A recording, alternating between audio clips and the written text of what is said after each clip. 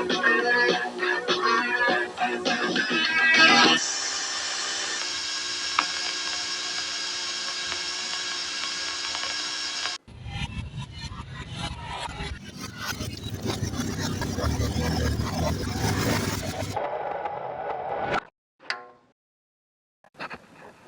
take a little break from some of the grunt work here for a bit and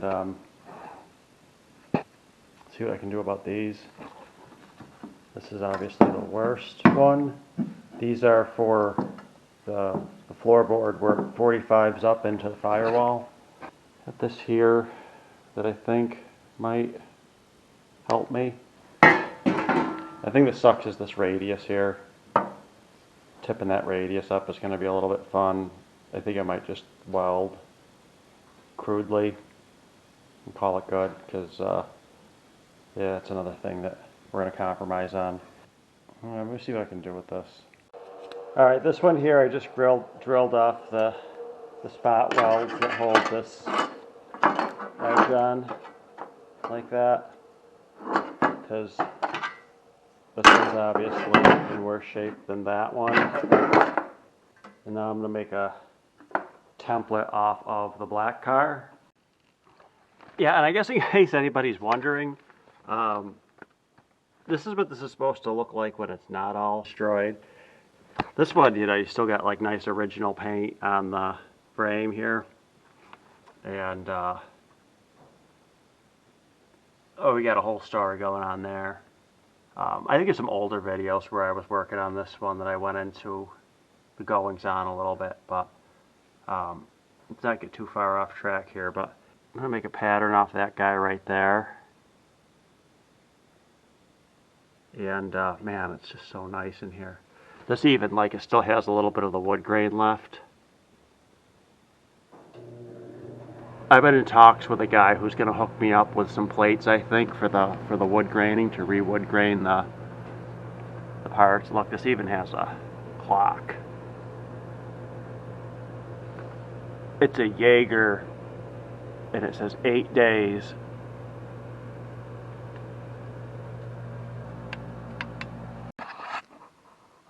Alright, this is where we're at. There's a template spot welded. This piece here that I took off there. It just, I don't know. I'm thinking, I gotta get this piece of wood out because I'm thinking like maybe I just clamshell them both in there, cut the radius out, and just beat the edges over the sides. And then maybe I can just do this piece here off the mold too, and just cut it and open it up a little bit. Or just make a whole separate one. I mean, it's just 2 pieces of wood. So. Alright, there's our piece. This is going to be this little return right here, this rollover for, I think that's just for some strength.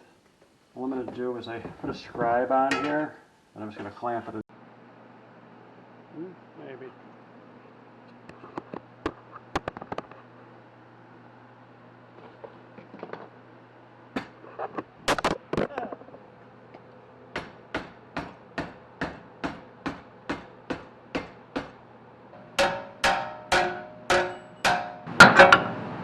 Jesus,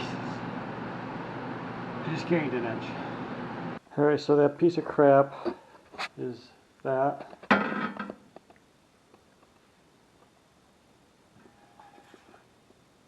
Gotta straighten it a little more. Alright, there's our 2 patch panels. Progress. Man, who needs a fancy shear and brake when you just got a big hammer and a vise that's not even bolted down? Alright, here's our patch panels.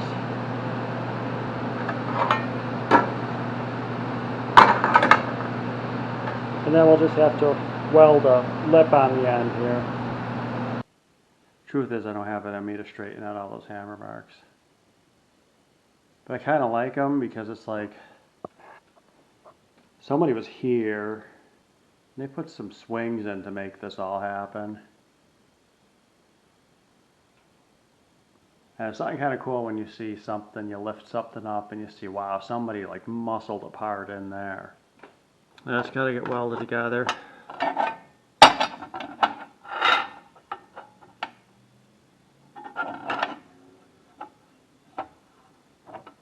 I brought this along as far as I could. I'll probably cut it up in here. I feel like such an idiot. The whole time the camera has had the exposure set up so high, and anytime I like edit a video, I look at it and I say, "What the hell?" But yeah, maybe you can see things now. So this is my piece for the driver's side. This is my piece for the passenger side.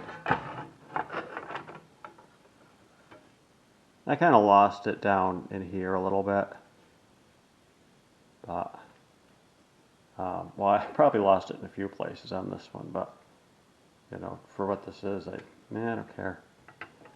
Just wandered in. I had to drill out all the spot welds for this other piece that has to go in there. See, like this goes here, and it holds the cardboard or the kick plate molding there, the kick panel molding.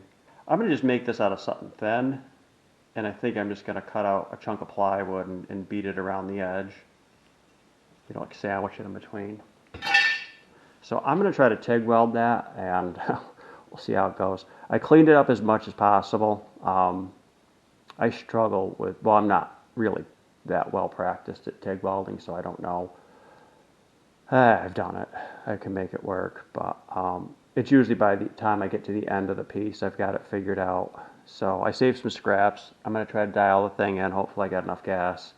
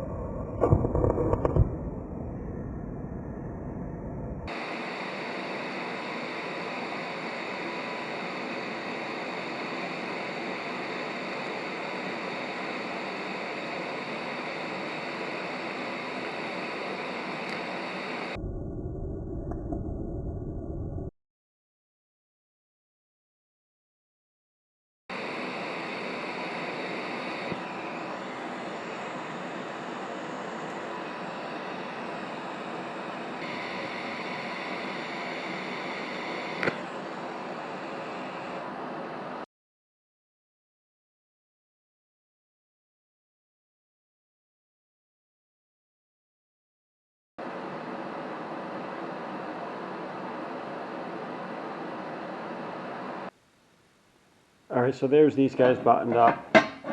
This one I TIG'd. This one I MIG'd. This one warped more. I had to put more heat into it. This one warped less, so I had to beat this one back out some more. So now get some nuts in there, and then I have to recreate this, which is the lip. All right, I got some nuts welded on, and I adjusted this down here to the car. So then the only thing left will be making the hole for there. And I gotta make this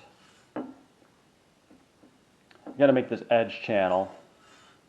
So I cut these out quick, and what I'm gonna do is I'm gonna sandwich a piece of tin inside there, and then I'm going to beat one over this way. I'm going to beat the other one over the other way, so I'll have the left and right sides, and then I'll just come back and, you know, trim after I create the radius, and then I'll just tack it on to here, space it out. But let me go cut that 10 out and we'll be back. Alright, so here's the form I made. You're going to use the air hammer and flop that over.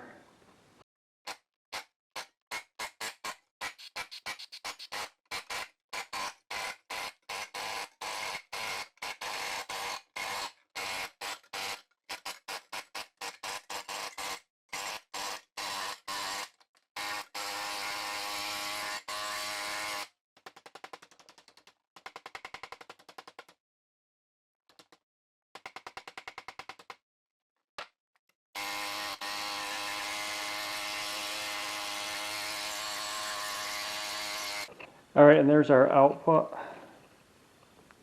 So I'll go ahead and trim that off, and then we'll finish it a little bit by hand, I guess. I don't know if I'll need to shrink it a little bit, but we'll see. Alright, here's these channel pieces. So now all I gotta do is tack them in there like that. Alright, got them tacked into place here. All I did was make some little holes and let it go right through. So I'm going to grind those off, and I think that's going to be it. So there we go. There's our completed parts, except for paint.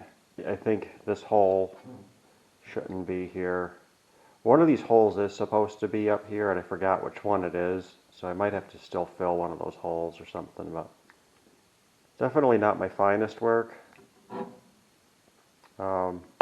Don't know if it's worthy of the before and after. Oh, what the hell.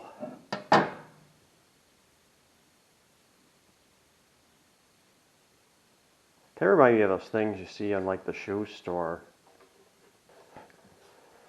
But let's take a look and see how one fits.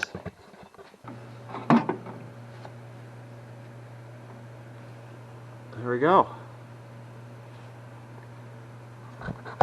So that fits in there.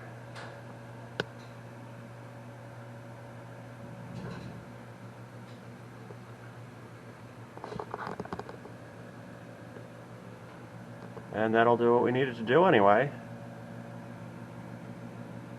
That's good. Now I just got to get back to everything else.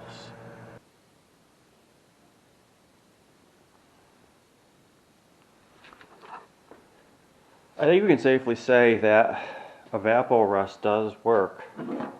You do have to do some mechanical scrubbing, cleaning after you pull it out, and I've actually been doing it in between, so I'll just lightly wire brush it, clean it, and put it back in. But you know, it does. Oh, someday I'm gonna get a better camera for this, but unfortunately it's gonna be when I'm done buying Bluick parts. But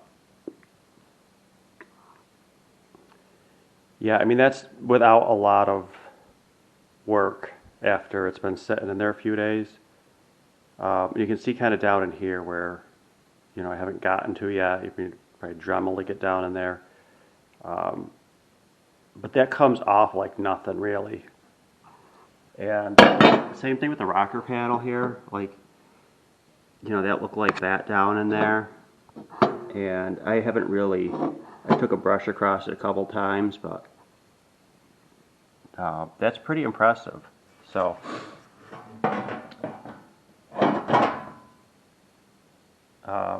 yeah, the stuff works. You know, you could dip it in there and just have it come out glistening, but with this complicated stuff, I mean, throw that in a bead blaster, I guess. Most people aren't going to have a bead blaster big enough for that guy, obviously.